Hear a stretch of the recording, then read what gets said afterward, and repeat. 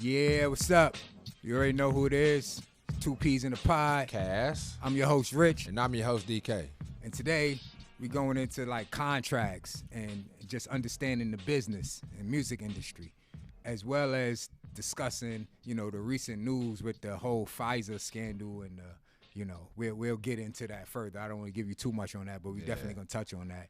So, ultimately, in the news today, recently, a few days ago, there was an artist from Gucci Mane label.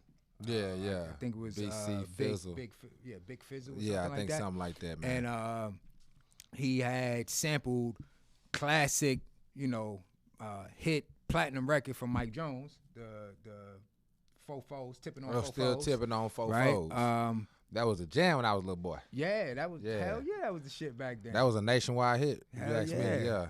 Tipping on Fofos, yeah. And anyway, he reached out to Mike Jones to sample the record. He had the okay to sample the record, but they were supposed to take care of some business. And then because the record got pulled down from streaming platforms, he decided to go on to his IG Live and basically, try to discredit Mike Jones and call him, broke and all this other shit. So I figured we play the video. Yeah. Just so people can see what he's saying out of his own mouth, and then we can elaborate further on it and how we feel about it. Yeah, especially contracts and young black men who don't like to read. So let's look at the video. You shit get deleted, nigga, with your broke ass, nigga. The real kickback drop falls, nigga. Oh, broke kickback drop falls, nigga. Mike Jones, you a hoe for making my nigga shit get deleted, nigga, with your broke ass, nigga. The real kickback drop falls, nigga. Oh, broke kickback drop falls, nigga. Man, this is my opinion. This is clout chasing at its finest. When I saw the doobie in the video, I said that boy can't read. That mean his partner can't read. That mean they mad at Mike Jones for something they probably didn't understand what had to be done as far as sampling the music. But that mean he don't know what contract he got with Gucci Mane. If you didn't understand what it took for you to have to legally sample that song, right? You don't even understand what kind of contract you in with your CEO. This is all about reading. And this is another thing I try to tell young men, if you're not a reader, then that means you need to pay a lawyer, because that's what they do for you. They read laws, they interpret laws, and they read contracts, and they interpret contracts, and their job is to tell you in layman terms what this contract is saying in these foreign English terms. A lot of people don't understand these contracts are written with a different type of language. Even though it's English, it's still a different type of language that cannot be interpreted by a lame mind. Lame mind meaning ignorant, or somebody wasn't trained to understand that type of language. So I don't care if it's a marital contract. I don't care if it's a business contract. I don't care what you got going on. You have to sit down and stop just understanding the money you're getting out of that contract and read it. You feel what I'm saying? And actually understand what you're getting yourself into and what you're obligated to. Because everybody loves signing contracts and learning what they get out of the contract. But then as the contract is going along, they have to learn what they have to put into the contract or what they have to fulfill for the contract. Now it's like, oh, man, but you're supposed to read that before you put your name on it. Right. But we don't read. Right. And it's also just a matter of understanding business, bro. Like at the end of the day, people have been sampling records forever. Yeah, it's not nothing new in the industry. You always got to get clearance when you're sampling. And you got to pay somebody for their work. Yes, when you're sampling a big, major record and you trying to use it as a major record for yourself. Right, like if you was freestyling over a still tipping beat and you just put it out as a freestyle, show some, love for the old school, because you like the song, whatever. That's different. But when you make a song and then you reach out, your lawyers, because that's the part that's being missed here. Their attorneys reached out to Mike Jones' attorney, discussed that they wanted to use, the Fofos sample, because their artist wanted to do a remake of the song. Mike Jones ain't say, nah, he can't use my record. The lawyer said, all right, that's cool. We just, had to discuss the terms, whatever. They went over the terms. He was supposed to, and I speak with Mike Jones. What I mean? I know Mike Jones. Yeah. So I heard it out his mouth first and foremost. You get what I'm saying? He approved of the record from the beginning. Right? So no problem. You can sample the record, know what I mean? But in the meantime, the business was supposed to be taken care of. Wow, the record so been crazy. months went by while the record was doing numbers, right? The records was doing numbers. Mike, he ain't pull it down as soon as like a week, saying 2 let days, business. 3 days later. Yeah, he was letting the shit. But then now it's like, all right, this is happening, and y'all never came back to revisit the business. Like, we have emails from your attorney to my attorney, and your attorney, your side, never finished their end of the business. So it's only right that the shit get taken. That's part of business. You get what I'm saying? Like, there's songs from Jay-Z right now that you can't even sample if you wanted to. And that's because he restricted it. There's certain things that, I'm not allowing this song to be sampled. Like, there's artists who in the future have sampled old 80s records and shit like that. And the person heard the record and they're like, nah, this is not a good representation of my art. Well, so they declined even allowing them to pass the record. Well, this artist that passed a couple years ago had this song called Lucid Dreams. There's an artist called Juice WRLD. And I forgot what particular band he had took the bass line from. Yep. But, man, they came back and hit him for millions because that was a platinum song. They Absolutely. came back and the dude, the lead singer from the old band, basically made a comment on Twitter like, thank you for putting my kids through college. Right. You know, because you could have came clear with that with me, basically what he was saying. You could have came play for this. So you just took my bass line and we made that platinum record, and now you owe me. You could have came clear with that with me. So contracts and business is not gangster talk, young black man. That's not you being able to bully somebody. It's not you having this side of the gang and, you know, your gang bigger than they gang. Nah, this is business, man, and you ain't bigger than this business. That's a fact. So, you got to know business. You got to stand on business. So once you and start you got to handle business. Coming in the rap game is business. Yeah, there's a lot of street stuff into it. You know, there's a lot of, you know, street business tied into it. But when you talk about pieces of paper, sampling music, you know, you remaking somebody else's work. He had to go in the studio and make That's that, a man. fact. That's his intellectual property, That's his ownership. And you want to run up streams and make money off it without even paying dues. That's like somebody stealing your herb, young man, and being around the hood selling it as they own. Ain't you going to come holler at him? Ain't you going to tell him he can't do that? So a lot of these men don't get the layman terms aspects of these contracts of what's going on. It's not as hard for them. Oh, that's like me just taking his plug and then going, yeah, that's like you doing something, whatever kind of street violation that your young niggas be on. That's like you doing that same thing. So you have to understand the protocol, procedures, and processes to when it comes to business. Right. You know what I'm saying? You want to sample a song, this how you do it. Right. If you're going to be in the business, follow the rules. Now, you mad at the man and want to get on the internet and basically woof at an OG. Like, what you going to do this man by this song? You ain't going to be around this man, first of all. Right. You trying to call him broke. You don't even know this man.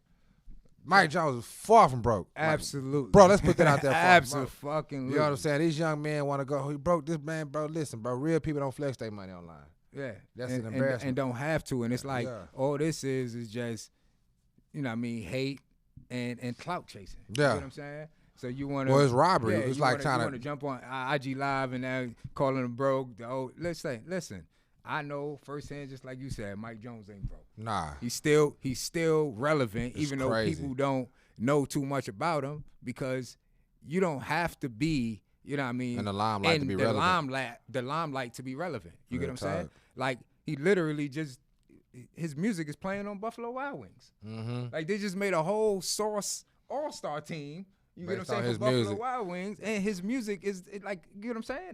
And that's called sync licensing. Mm-hmm. You know what I mean? He's still getting royalties from an album he sold 10 years ago. Yeah, you get what I'm saying? Still getting royalties, and that's because he know business. He understand business. Like, that man has firsthand put me on to so much business in the industry. Yeah, you know what I mean? I salute him every time I speak to him, bro. I say, like, yo, you a great person. You're a great brother. Yeah. And you know what I mean? You out here giving game to the people, and you're doing it at no charge, no cost. You just sharing your experiences with up-and-coming artists, trying to show them how this game is, how you got to know your business, how you got to handle your taxes, how this could come back and bite you in your ass. You get what I'm saying? And, like, there ain't too many OGs out there that's even willing to do that for the young ones that's coming up. Yeah. You get what I'm saying? So to try to clown him and play him is like you disrespecting yourself. And then how you gonna call a man broke when you try to rob him for some money? You ain't want to pay him. He broke. Right. That, you know, the redundant thing these young people say these days. I ain't gonna say young people. I'm gonna say our people when they get in their little feelings, when they can't have their way. You know, it'd be crazy. But I just wanted people to take this episode and understand contracts, not just, you know, rap contracts, but marital ones. You know, your car contract, your housing contract, you know, your leasing agreement. Stop signing these all black people want to do is get a piece of paper and say, I get what I want out of this piece of paper and sign it. But what you have to render in that contract, you never understand, and they'll put in the foreign language to you, how you out here slaving for real because you signed your name on that. That's a fact. And sometimes, I just want to throw this out there because we did speak about the attorneys and lawyers. Sometimes you got to be careful on the attorney or lawyer you have. Like when they appointed through your record label, that's something you need to watch. It's called conflict of interest, right? So you have to watch shit like that. You know, even with these athletes and entertainers and stuff, when you're getting legal representation, and it's recommended to you from the people that you're working for, like at the end of the day, they could be sliding them underhand table to say, yeah, this is a great contract. Like we just literally seen, we did episodes of Kanye blasting, you know, the record industry and all these labels. For the claim contracts. Entertainment industries for the amount of contracts and the shit that they raping people for in these contracts. And then he said, what? Let's put these contracts on the table. Let's open them up, open book in front of the public, and let's go through this, right? Because what happens is, the artist is at fault because they signing a contract. But the artists don't really understand the contract. So they relying on the attorney. And the attorney got the attorney is cool with the label because he's representing not only you, but other artists too. And he's going to say, that's a good contract. That's a standard contract. That's a standard. You know, that's what they say. They get 90%, you get 10%. That's standard. Terminology. You get what I'm saying? So you got to understand terminology. The he didn't say it's good. He said it's standard. You know what I'm saying? And you took it like, oh, everybody getting this fine. Yeah. Right? But that's why it takes for people to understand the game from a person like Mike Jones. Somebody that came in the game as the only big artist that I know that was getting 65% off the rip. Yeah, man. Off the rip. He wasn't in no 90-10 contract. 65% in favor of him, 35% to the label. How many artists you know was getting deals like that? So he know to go get his bag. Yeah, he know that you got to have leverage. Right, and that's what he advocate for. You gotta have leverage when you go into these labels because now you can say, nah, I'm not accepting that. I'm not. Look at La Russell. La Russell telling a story of how Rock Nation came to him, offered him $200,000. He declined it. Next thing you know, he get a call back, and the numbers may be off a little bit, but he get a call back. Now they offering $2 million.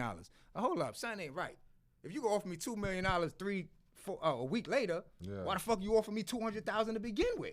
You try to play me, right? You get what I'm saying? So now that's why he said, you know what? I'm going to stay where I'm at because it's working for me the way it is. You know what I'm saying? Well, this is my big deal right here, man. Business has more to do with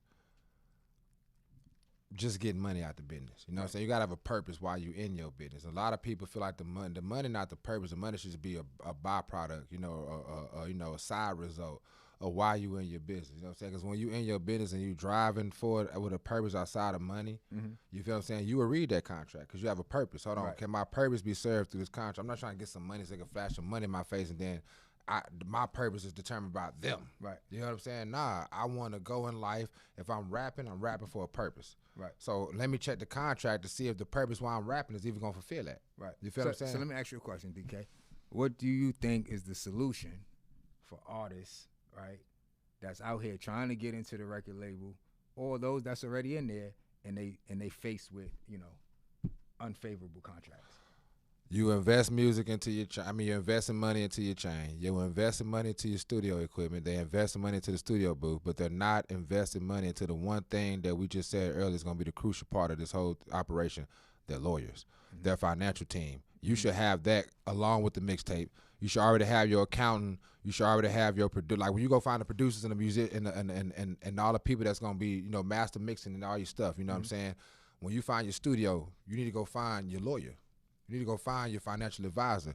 You need to go find your investment team outside of the contract that's coming to you for the work that you're doing. That way, when they come to you with that money, and then they come with the lifestyle, with that 360 lifestyle, or that lifestyle saying, our people is your people. We'll give you our lawyer. Nah, I got a lawyer. Right. We'll give you our financial advisor. Nah, I got a one of them. You know what I'm saying? Facts. Oh, you can use our team. I got a production team. I'm gonna pay my producer out of this contract. I don't need you to charge me for a producer out of this contract. Right. I got my own producer from the hood. It's Lil Ray Ray. That's my cousin. He make 5 beats. I'm rolling with him.